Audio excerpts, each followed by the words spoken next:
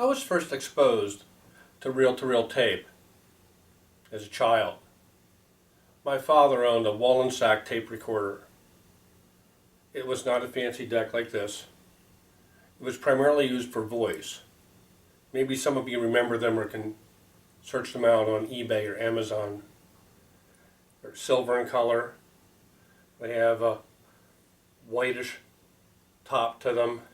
They're about that wide, by about that deep, by about that tall. They recorded in mono, as my father's did. He bought several reel-to-reel tapes for playback. One of them I'll never forget. It was the Mills Brothers. And later in life I sought a copy of that tape out, and it brought back memories. The second time I was exposed to reel tape was in 1987. I founded the Philadelphia Audio Society, and one of the early members brought over to my listening studio a reel-to-reel tape deck. He brought over a copy, in fact a Barclay Crocker copy, of Night in the Tropics. He threaded the deck, he pushed play, and my life changed.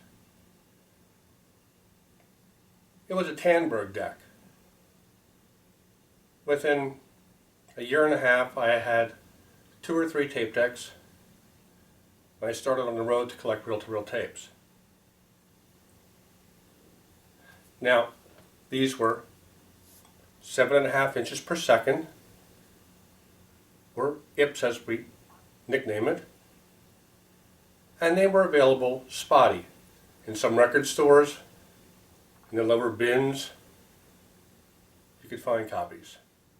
Once in a while, you'd see them for sale in the old paper pamphlet Audio Mart.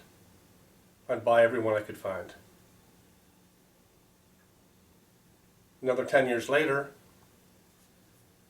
with wideband, internet, and eBay, I started to discover reel-to-reel tapes again. And this time, so many to choose from. About that time, this is the early 2000s, I remember going to Boston, to Looney Tunes, it's a secondhand record store, and seeing, underneath again, hundreds and hundreds of reel-to-reel tapes. So as I did my my third exploration into reel-to-reel tapes, I kept thinking about it. I couldn't let go of it. So I drove to Boston, bought every tape they had. 80% of them were Barclay Crockers. Now, Barclay Crocker tapes are Dolby encoded. You need a Dolby decoder. And many enthusiasts dismiss them as, oh, they're Dolby tapes. Or they're just reel-to-reel tapes.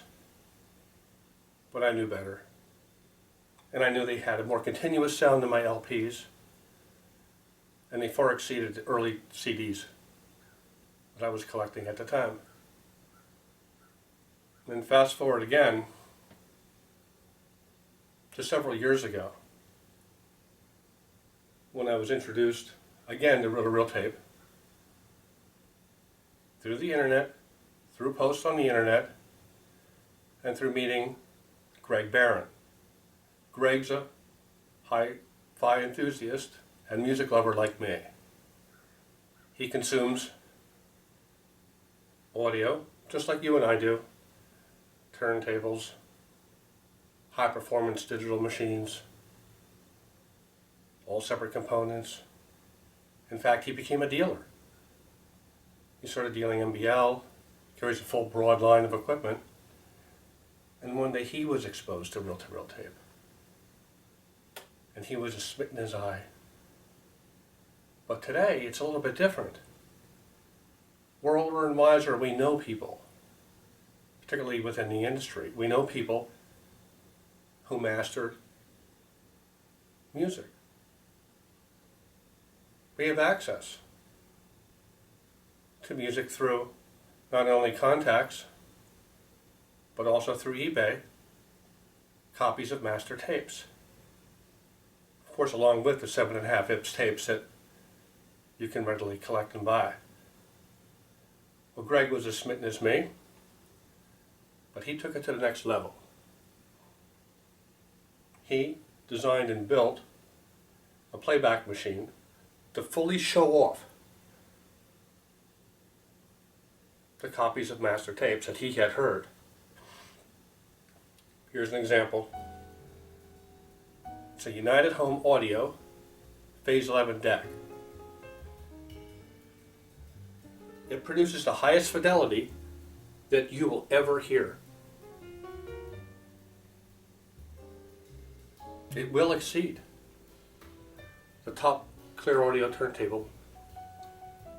It will exceed the Continuum turntable. It will exceed the Scarlatti digital stack. Strong words. What have I compared it against? The Wondorf turntable, the Walker turntable, the finest digital components. I listen to MBL 101E loudspeakers. I review the best audio equipment in the world. I'm one of the world's leading audio reviewers.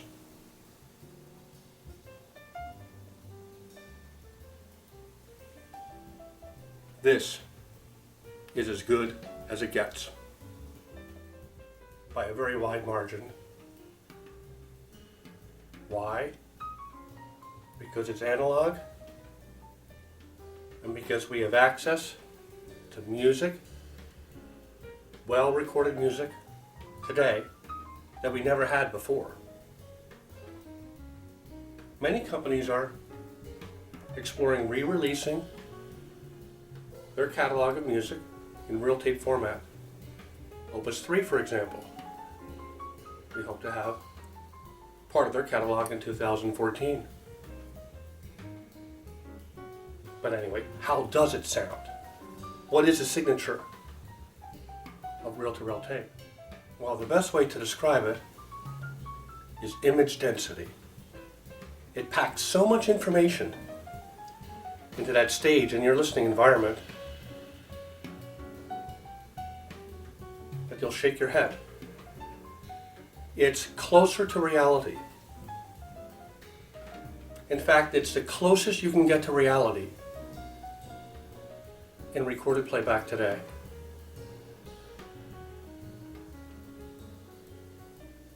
It is also extremely natural sounding. There's an ease in the sound of reel-to-reel tape that you don't hear on the LP and you don't hear on digital files, even high-resolution digital files. Now, reel-to-reel tape, as good as it sounds, it does have its drawbacks. You have to thread the tape. You have to buy the machine. And most importantly, you have to find the software.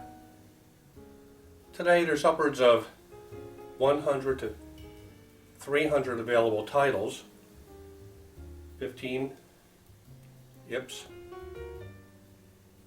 copies available for you to buy. It's not inexpensive. It's anywhere from $300 to $500 per tape copy. You bring your tapes out at special occasions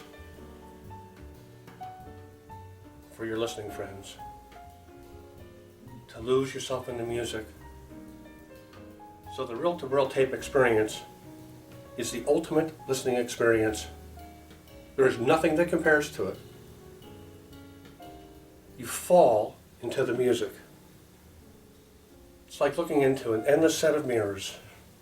On and on and on, and the music continues. And the more lost you get. If you have the wherewithal to explore reel-to-reel tape, I implore you to do it. We enjoy our music so much. We spin our wheels, changing cables. In fact, for the cost of recabling our system, we could buy a reel-to-reel tape deck and begin collecting master tape copies. There's nothing like it. Reel-to-reel tape is the best source you can attain. That's the review. There's nothing like it. Peter Bringer reporting for AV Showrooms.